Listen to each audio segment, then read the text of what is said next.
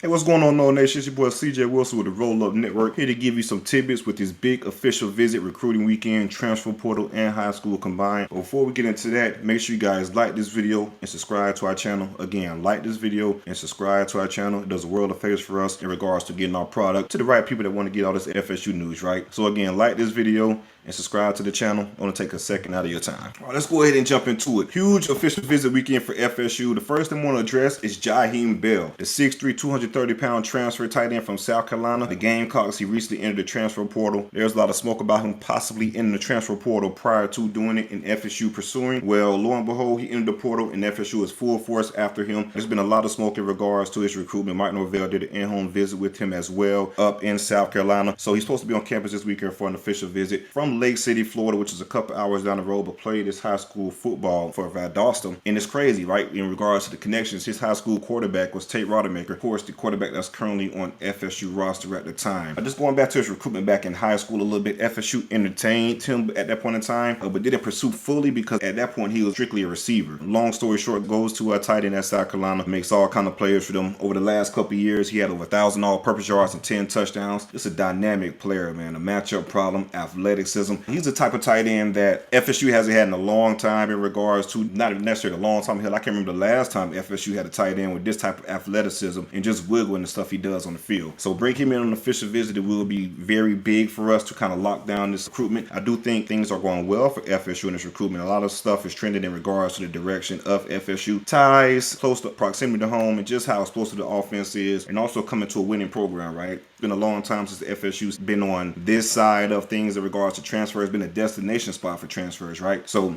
we have good transfer product on the field in regards to past portal players coming over, and also the winning that FSU did this weekend. I know Georgia's after Jaheim Bell, along with Ole Miss. Florida's reached out to him as well. A couple other schools. Big time prospect. I think he's ready to 4-star within the transfer portal rankings. NFL talent, sky's the limit. Just speaking, if we do add Jaheim Bell to the offense, just thinking about the matchup problems we would have, it would create a lot of one-on-ones for him because of the receivers we have on the outside, the running backs we have, and of course Jordan Travis as a quarterback. So pretty much it'll be pick your poison with what you're going to try to take away. And that's the thing. It's so much stuff that we can expose you with moving forward. If we do add Jaheim Bell just from every aspect of the offense, it's going to be hard to try to key in on something specifically because we're just going to go ahead and expose you in the other areas that you're lacking to overcompensate for a specific area. So Jaheim Bell, he's on campus for an official visit this weekend. It will be interesting to see how, if FSU can lock him up, because moving forward, the longer the process, the more schools get involved in things like that. But this is probably the headliner from the transfer portal so far for this weekend in Jaheim Bell. I think he could take the offense over the top. Scored 36 points per game this past season. With the majority of the playmakers coming back, you add a player like Jaheim Bell and a couple others, 100% sure that we could score 40 points a game next year without a doubt. Moving on, let's go to the offensive line. We have Jeremiah Byers, the offensive tackle transfer from UTEP. Redshirt sophomore for UTEP, being a 2-year starter. Out of the 33 possible games that he's been a part of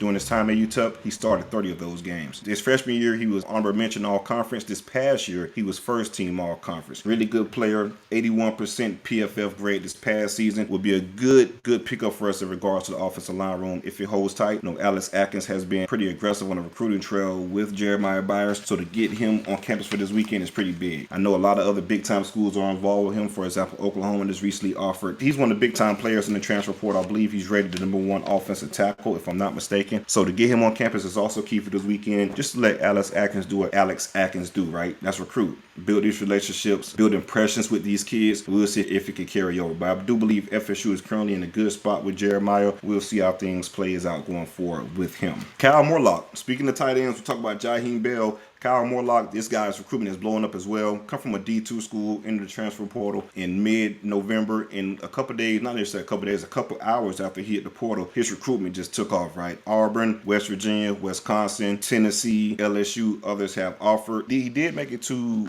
FSU for an unofficial visit for the Florida game. I thought that was really cool and really key for FSU, and here's why. He didn't have a chance to visit any other school for an unofficial visit for a home game. So for us to get that last visit for that Florida game and let him see that atmosphere of how dope can be for a big time home game and not let him experience that in other places, I thought that was really key. for the staff to try to get him in ASAP for that game prior to offering him once he hit the transfer portal. So that's a big time move for FSU, and that carried over in regards to him scheduling this official visit for this weekend. Now for him, he's 6'7", 245, another matchup nightmare. If you pair him with Jaheim Bell, that's pretty much what we've been missing in the tight end room, right? Guys that can separate and do things in the pass game, like from an athletic standpoint and from a size standpoint as well. And also blocking. Like I said, Kyle Morlock, he's 6'7", 245. No doubt about mine, once he gets, well, I say once, if FSU lands him. I'm not necessarily this FSU. Once he gets into a D1 program and get within their strength coach, nutritionists and things like that, no question in my mind, he could be a 255 to 260 type of tight end. So a big body that can block and catch the ball downfield, be a matchup nightmare for defenders. So if we can land him and Jaheim Bell, that'd be amazing in regards to flipping the tight end room from the transfer portal. As you guys know, the tight end room has pretty much been in a position of weakness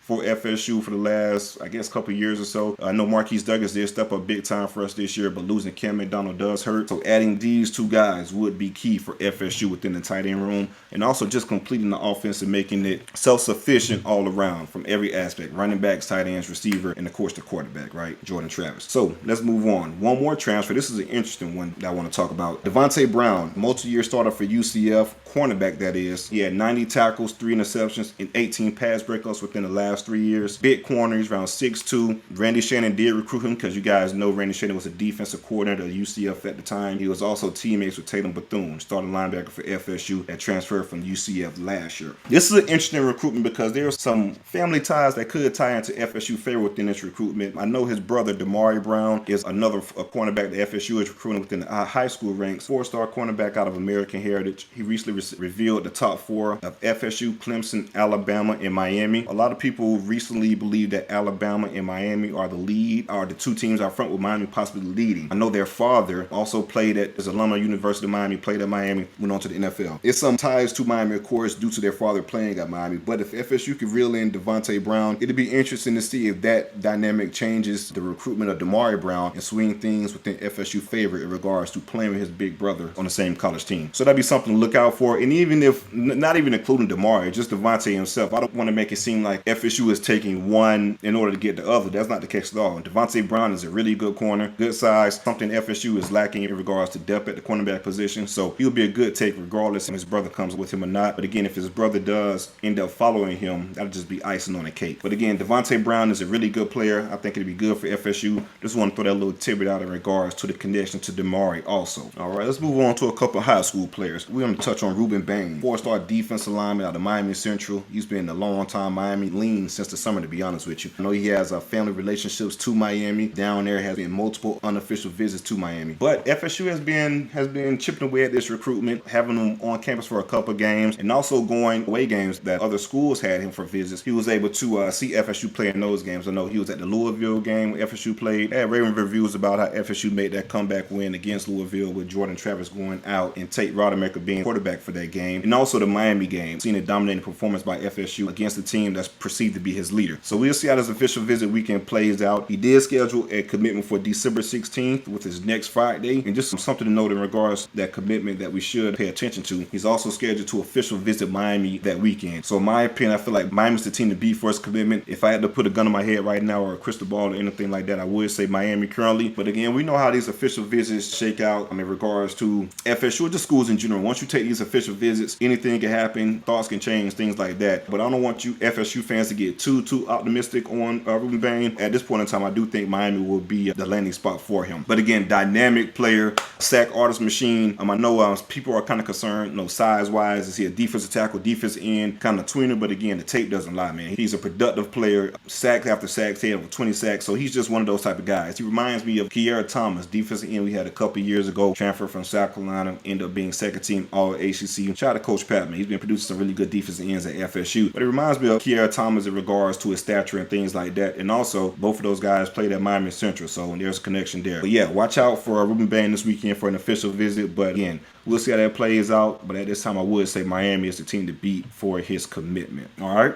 We have Cameron Robinson, 4-star linebacker from Virginia, per the 247 reports. He's going to be officially visiting FSU this weekend. He is a Virginia commit, a long-time Virginia commit. That'll be interesting to watch out for. FSU has a late surge with this recruitment. I know Randy Shannon and Mike Norvell did an in-home visit with with Robinson. That visit went really well, and went so well, in fact, that he pushed up his official visit for this weekend, which is, of course, December 9th through the 11th. So that's interesting because the official visit was originally scheduled for next weekend, which is December 16th. So the in-home visit went really well, enough for him to push up his official visit to FSU. Hard-hitting linebacker. Watching some of his highlights, he's a violent player, comes with bad intentions. He also plays both ways, right? That's something that Randy Shannon and the staff has been looking at in regards to these linebackers. If you look at DJ Lundy, he was a two-way player out of high school, and also Blake Nicholson, the four-star linebacker commit out of California, he is a two-way player as well. So this just shows the versatility in regards to Cameron Robinson and what he brings to the table. So we'll see how things play out. I do like the trend in regard to this recruitment, but again, he is committed to Virginia, so we'll see how things play out. But we know the on-field product of Virginia the last couple of years hasn't been really well, and also shaky grounds with new head coach. So we'll see how things play out as far as this official visit. FSU is trending in the right way, but if they knock things out of the park, we could be in for a signing day surprise in regards to Cameron Robinson. Last but not least, we have Edwin Joseph, 3-star, 4-star, depending on which services you're looking at, athlete out of Shalimon High School down in Broward County, dynamic playmaker. He burst on the scene early this football season. Larry Bluestein, who was a a South Florida legend in regards to the recruitment, said this is one of the best players in South Florida that people aren't talking about, right? And after that, his recruitment started to blow up. A big-time P5 school started to offer. I know he officially visited Auburn, Penn State, Louisville, and South Carolina. With Auburn and Louisville moving on from their head coaches and bringing in new head coaches, I do feel like Louisville was the team, well, I'm not saying the team to beat, but the team in most competition with FSU for Edwin Joseph's commitment. So with new head coach moving on, I do feel like that bodes well for FSU's position. I know it's a crystal ball put in for Edwin Joseph as well. If I was a betting man, I think I'd probably put one in for FSU at this point in time too. He did visit 2 times earlier in the season on his own dime for unofficial visits. Came up for the Clemson game, followed up that Clemson visit,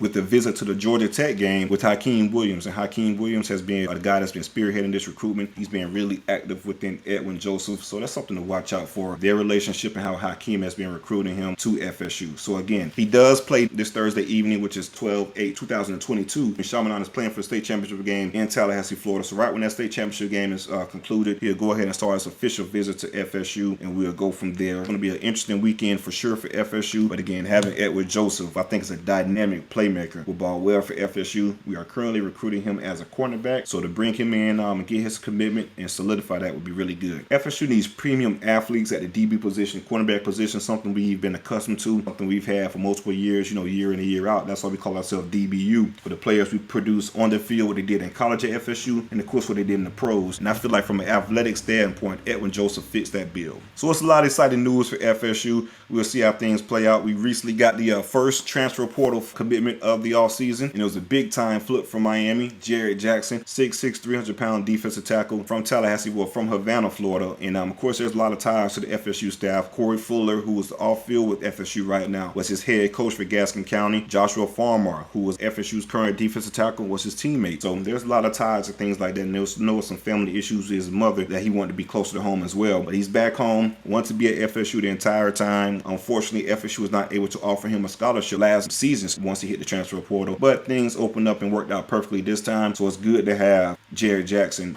back in Tallahassee, back home, doing good things on the defensive line. So there's a lot of buzz going around at FSU right now, a lot of positive buzz. And again, if you guys like this video and subscribe to the channel, you'll get first-hand notification of these videos, because like I said in the past, I'm pretty sure there'll be a lot more of these videos coming out. The excitement is just getting started, so stay tuned, Node Nation. It's Roll Up Network. Make sure you guys follow us on Twitter and Instagram and things like that. And again, like and subscribe. Go Noles.